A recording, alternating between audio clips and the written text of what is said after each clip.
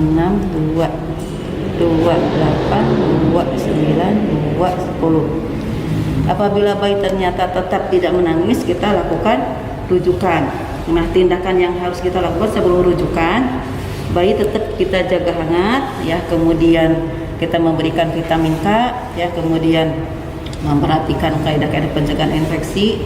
Nah, kemudian kita menyiapkan surat untuk rujukan, dan kita selama perjalanan tetap melakukan ventilasi tekanan positif selama perjalanan sampai dengan tempat rujukan. Nah, apabila kita selama rujukan, kita tetap memperhatikan apakah bayi bernapas atau tidak, ya. Setiap 2 menit kita lakukan untuk penilaian. Nah, ini apabila kita kapan kita saatnya menentukan bahwa bayi tidak tertolong atau bayi tidak berhasil kita untuk resusitasinya, itu terus kita harus pastikan dulu detak jantungnya, ya. Detak jantungnya selama kita pantau detak jantung, atau juga bisa dari pulsasi tali pusat, ya. Kalau detak jantungnya tidak ada dan pulsasi tali pusat tidak ada, kemudian kita tetap melakukan ventilasi atau melakukan resusitasi selama 10 menit lagi, ya. Kita tetap ventilasi selama 10 menit. Kalau dalam waktu 10 menit setelah menyatakan bahwa jantungnya tidak berdetak dan tidak ada pulsasi tali pusat, berarti bayi dinyatakan meninggal. Jadi kita upaya tetap 10 menit, ya, setelah bayi dinyatakan jantungnya tidak berdetak. Kemudian kita berikan kepada keluarga. Jadi kita sampaikan atau konsultasi atau konselingkan, ya, atau sampaikan bahwa ternyata Bu, tadi kita sudah berupaya dengan maksimal, tapi ternyata Allah berkehendak lain, jadi bayinya tidak tertolong. Jadi nanti kita memberikan konseling tentang perawatan payudara, ya. Jadi payudaranya karena mungkin pasti kan akan diproduksi air susunya, jadi nanti payudaranya harus dibebat atau dikompres dengan air dingin juga.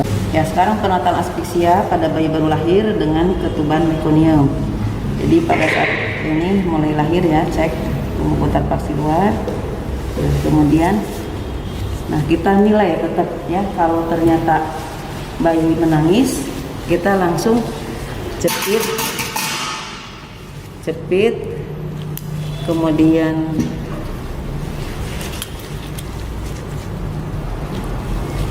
jepit, kemudian potong, ya. Kemudian kita pindah ke meja resusitasi, ya. Pindah ke meja resusitasi, tetap hangat, kecuali bagian dada kelihatan, ya.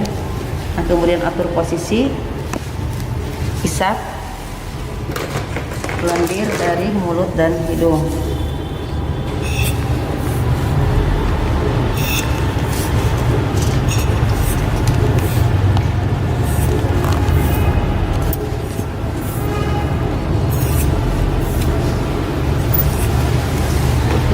Kemudian kita keringkan.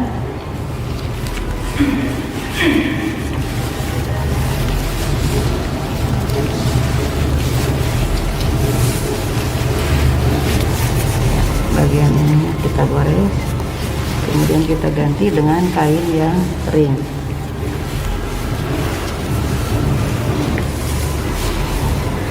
Kemudian atur posisi kembali. 1, 2, 3. Atur posisi kembali. Nah, kemudian kita nilai. Kalau bayi tetap tidak menangis, kita lanjutkan dengan ventilasi tekanan positif seperti yang tadi sudah sampaikan di awal, seperti yang sudah saya praktekkan di awal. Jadi mulai dengan ventilasi percobaan sebanyak 2 kali dengan kekuatan tekan 30 cm air. Kemudian kita nilai apakah dadanya mengembang atau tidak. Kalau ternyata tidak mengembang, kita cek apakah mulutnya tersumbat atau mungkin alatnya bocor atau mungkin posisi bayinya yang kurang tepat. Kemudian kita lakukan ventilasi percobaan kembali. Kalau ternyata dadanya mengembang, kita lanjutkan dengan ventilasi definitif seperti yang tadi saya sampaikan. Pada saat lahir ternyata bayinya tidak dilakukan penilaian, ternyata bayi tidak menangis. Nah, kemudian ini kita mulutnya kita buka, lebarkan ya, kemudian kita usap dengan kain kasa. Nah, kemudian dilakukan pengisapan dari mulai hidung ya, dari hidung mulut ya, terus kemudian ke hidung ya, kemudian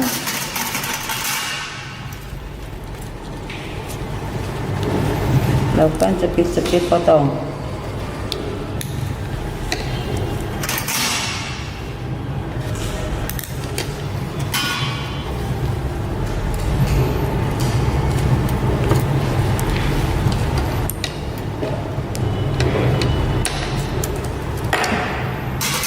Kemudian kita pindahkan ke meja resusitasi untuk dilakukan langkah awal seperti yang sudah tadi dikerjakan. Di akhir asuhan kita jangan lupa melakukan pendokumentasian ya, yaitu kita harus mencatat kondisi bayi pada saat lahir, jam lahir, tanggal lahir, kondisi air ketuban ya, kemudian upaya-upaya yang sudah kita lakukan kita catat dan hasilnya bagaimana ya. Nah, kemudian alat-alat juga harus kita lakukan pendekontaminasian ya. Untuk alat ini bisa dibuka-buka sebenarnya ya, bisa dibuka ini alat-alat ini dan bisa dilakukan dekontaminasi dengan menggunakan klorin ya. Kemudian dicuci bilas. Jadi ada yang bisa digodok, ada yang cukup dilap dengan dengan klorin.